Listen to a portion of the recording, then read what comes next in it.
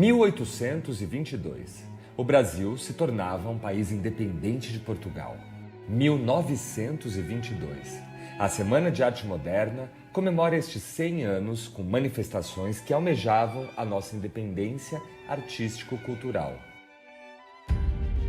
2022. 200 anos de Brasil independente. Um momento de revisão do nosso legado histórico. Como lidar com as incompletudes sociais e econômicas que nos formam e as nossas potencialidades para construir um futuro mais justo.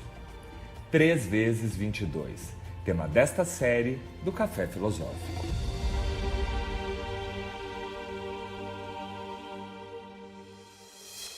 Uma das maiores riquezas da sociedade brasileira é a sua diversidade. Somos um povo múltiplo e plural, uma grande mistura de culturas e histórias.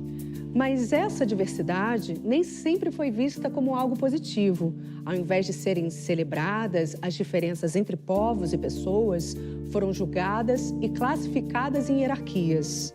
O nome disso é racismo, um problema antigo e violento. Um problema também complicado e complexo. Como entender esse fenômeno e enfrentá-lo? A questão fundamental, que é meu ponto de partida, é o racismo. São as leituras desse fenômeno chamado racismo e suas interpretações envolvem diversas disciplinas científicas, entre as quais a biologia humana, a antropologia, a sociologia, a ciência política, filosofia, psicologia, psicanálise, histórias, entre outras. Daí a dificuldade que nós temos diante dessa diversidade de pensamento e reflexões de combater através de uma única receita. Se a gente tivesse essa receita, acho que a humanidade já teria resolvido os problemas do racismo. Mas essa receita não existe.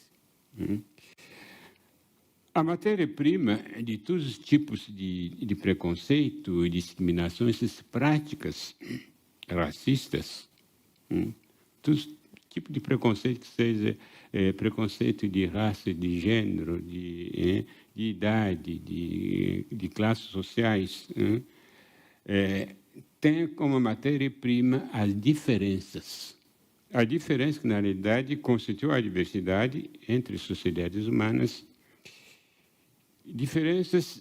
Diversidade que a gente deveria considerar como nossa riqueza coletiva, mas que, infelizmente, foram degradados em superioridade e inferioridades que engendram as desigualdades que vivemos hoje entre os diferentes.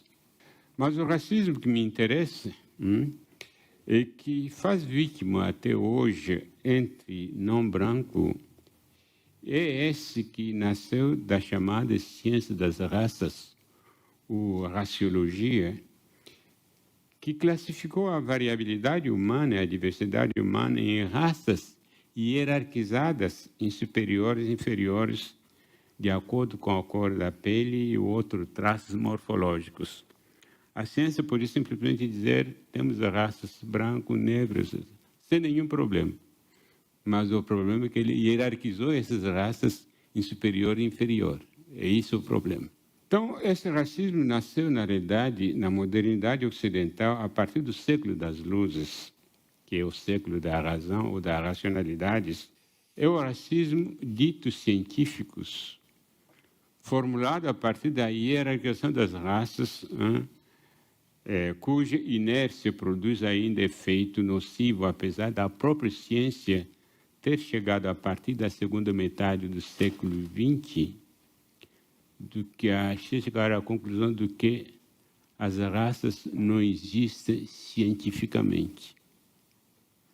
Então, a partir dessa conclusão, podemos dizer que o racismo científico não existe mais, mas o racismo de fato, que nasceu desses pensamentos científicos, existe ainda.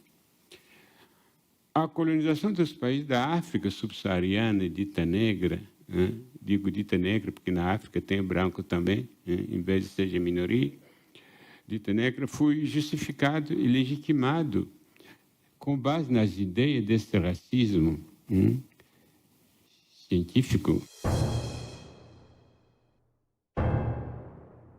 cujo caso extremo foi o regime do apartheid na África do Sul,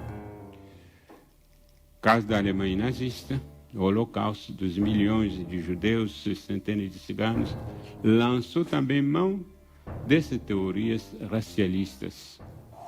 Em todos os países do mundo que foram beneficiados pelo tráfico humano de negros africanos, se instalou depois da abolição jurídica da escravidão diferentes modelos de racismo, de acordo com a história e a estrutura de poder desses países.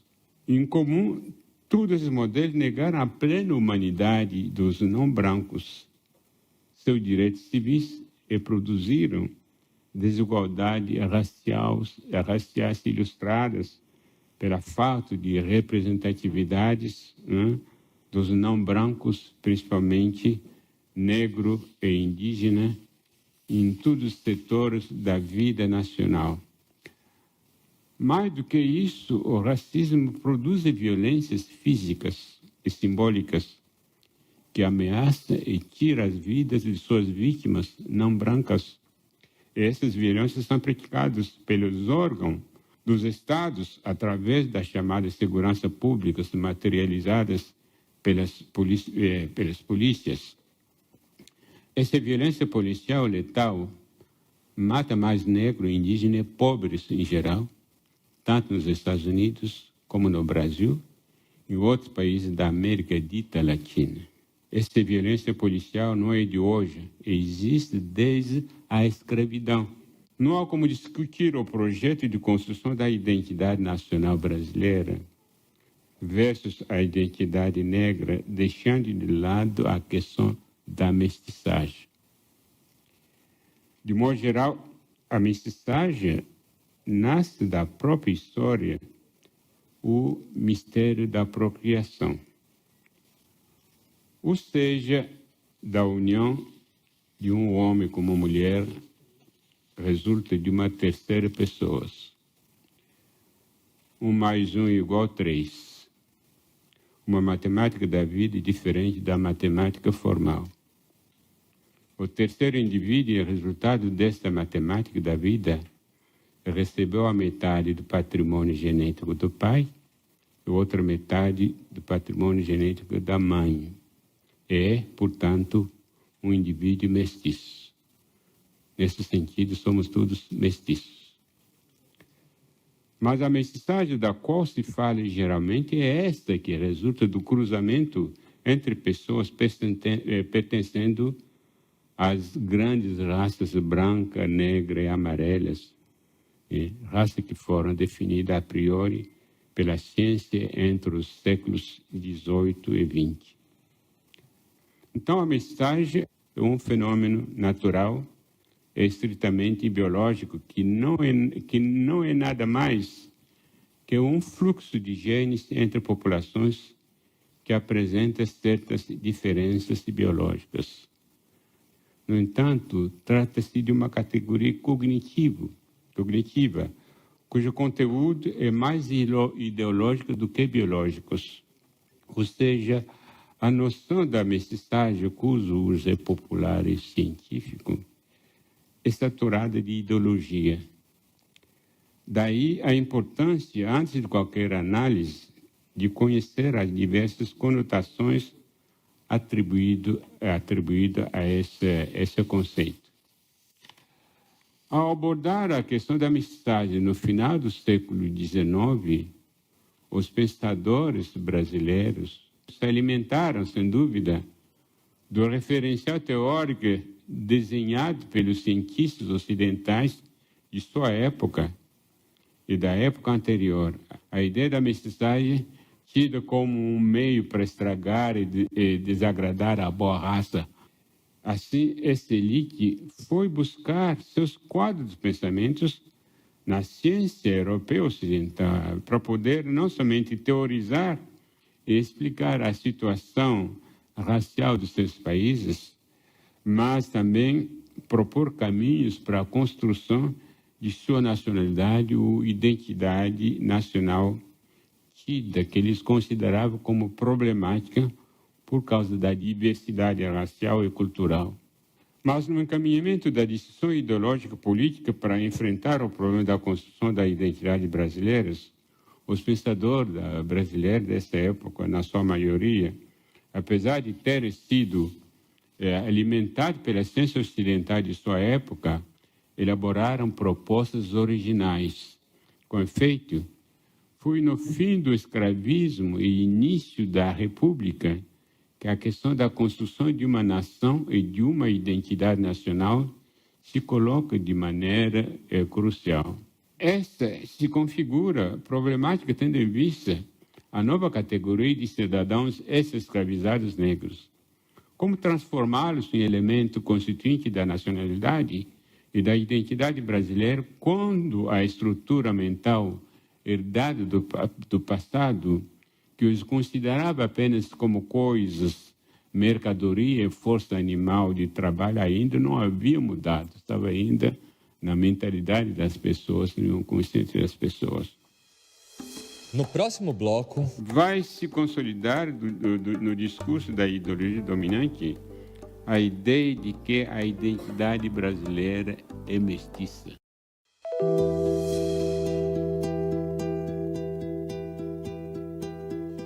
A escravidão foi abolida, a República foi declarada.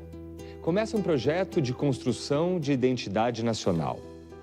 Políticos e intelectuais tentam criar a resposta para a pergunta: o que significa ser brasileiro? Neste momento, o principal problema que se apresenta é justamente a nova categoria de cidadãos, ex-escravizados negros, até então vista como pura força de trabalho. Como estes podem ser incluídos na identidade nacional? Alguns personagens vão surgir nesse debate, como Silvio Romero, na literatura brasileira, Euclides da Cunha, Alberto Torres, Manuel Bonfim, Nino Rodrigues, João Batista Lacerdas, Edgar Roquete Pinto, Oliveira Viana, Gilberto Freire, figura entre os mais destacados. Todos estavam interessados na formulação de uma teoria do tipo étnico brasileiro, ou seja, na questão da definição dos brasileiros enquanto povo e do Brasil como nação. O que estava em jogo nesse debate intelectual nacional era fundamentalmente a questão de saber como transformar essa pluralidade de raça e mesclas de cultura e valores civilizatórios tão diferentes, de identidade tão diversa, numa única coletividade de cidadãos, numa só nação e num só povo. No entanto, todos, salvo algumas exceções, tinham algo em comum, pois, influenciado pelo determinismo biológico do século XIX e início do século XX, eles acreditavam na inferioridade das raças não brancas, sobretudo a negra, e na degenerescência do mestiço. Silvio Romero acredita no pensamento de um povo tipicamente brasileiro, que resultaria da mestiçagem entre as três raças branca, negra e indígenas, cujo processo de formação estava ainda em curso. Mas esse processo de mestiçagem, do qual resultaria a dissolução da diversidade racial e cultural e a homogeneização da sociedade brasileira, dar-se-á a predominância biológica e cultural branca, o desaparecimento dos elementos não brancos. O processo de mestiçagem, no final, os negros vão desaparecer, os indígenas vão desaparecer, os mestiços vão desaparecer. Teremos só uma única raça, embora mestiças, mas fenotipicamente branca. Assim nós resolvemos nossos problemas, nós teremos conflitos como nos Estados Unidos. Kabengele Munanga, em sua obra Rediscutindo a Mestiçagem no Brasil, critica Silvio Romero quando este diz que todo brasileiro é um mestiço, quando não é no sangue, o é nas ideias.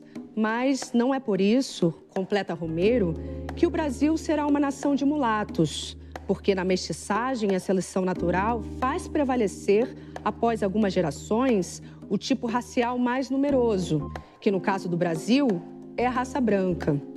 Graças à intensificação da imigração europeia, ao fim do tráfico negreiro, ao decréscimo da população negra após a abolição e ao extermínio dos índios. Dentro de 2 ou 3 séculos, a fusão entre as 3 raças será talvez completa e o brasileiro típico, mestiço, bem caracterizado. Por seu lado, João Batista Lacerda, então diretor do Museu Nacional, apresentou no Congresso Internacional das Raças, em Londres, em 1911, uma tese otimista que previa o desaparecimento total de negro, indígena e mestiços por volta dos anos 2012. Acho que ele estaria muito decepcionado hoje, porque os pretos, pardos, são 56% da população, não desapareceram como ele pensava.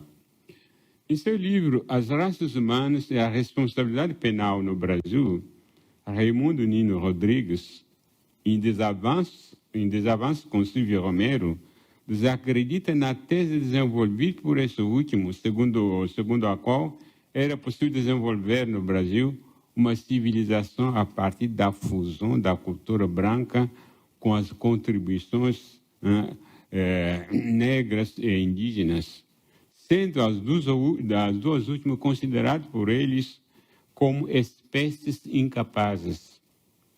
A mestiçagem intensa resultaria, segundo Nino Rodrigues, resultaria numa nação mestiça e, consequentemente, uma nação degenerada. Em 1930, opera-se no Brasil uma evolução que busca novos caminhos na orientação política do país, tendo como preocupação principal o desenvolvimento social. Uma tal orientação não podia mais se adequar às teorias raciológicas do fim do século XIX, que já se tornavam obsoletas, até na própria Europa. Foi então que o sociólogo Gilberto Freire faz seu aparecimento no cenário para atender a essa nova demanda. Ele retoma a temática racial, porém, Gilberto Freire desloca o eixo da discussão, operando a passagem do conceito de raça ao conceito de cultura. A grande contribuição de Freire é ter mostrado que negros, indígenas e mestiços tiveram contribuições positivas na cultura brasileira. Influenciaram profundamente o estilo de vida da classe senhorial em matéria de comida, indumentária e sexo. A mestiçagem que no pensamento de Nina e de outro causava dano irreparáveis ao Brasil, foi vista por Gilberto Freire como uma vantagem imensa. Em outras palavras, ao transformar a mestiçagem num valor positivo e não negativo sob o aspecto da degenerescência, Gilberto Freire, o autor da Casa Grande e Senzala, permitiu completar definitivamente os contornos de uma identidade que há muito tempo vinha sendo desenhados. Ele consolidou o mito originário da sociedade brasileira, configurado num triângulo cujos vértices são as raças negras, brancas e indígenas. Foi assim que surgiram as misturas. As 3 raças, segundo ele, trouxeram também suas heranças culturais, paralelamente aos cruzamentos raciais, o que deu origem a uma outra mestiçagem no plano cultural. Daí a ideia dessa dupla mestiçagem brotou lentamente o mito de democracia racial. Os especialistas dizem que o conceito de democracia racial não foi cunhado pelo Gilberto Freire, mas botou das ideias deles, do pensamento deles. Somos uma democracia racial porque a mestiçagem gerou um povo sem barreiras, sem preconceitos. Este mito de democracia racial, baseado na dupla mestiçagem biológica e cultural entre as 3 raças originais, tem uma penetração muito profunda na sociedade brasileira. Então, esse mito exalta a ideia de convivência harmoniosa entre os indivíduos de todas as camadas sociais e grupos étnicos, permitindo às elites dominantes de estimular a desigualdade e impedindo os membros das comunidades não brancas de terem consciência dos sutis mecanismos de exclusão da qual são vítimas na sociedade. Ou seja, esse mito encobre os conflitos raciais, possibilitando a todos para se reconhecerem como brasileiros e afastando das comunidades subalternas a tomada de consciências de suas características culturais que teriam contribuído para a construção e expressão de uma identidade própria. Essas características são expropriadas pela ideologia dominante, são dominadas e convertidas em símbolos nacionais pela elite dominantes. Não somos racistas. Gostamos do samba. Samba é negro, mas já é nosso. Não somos racistas.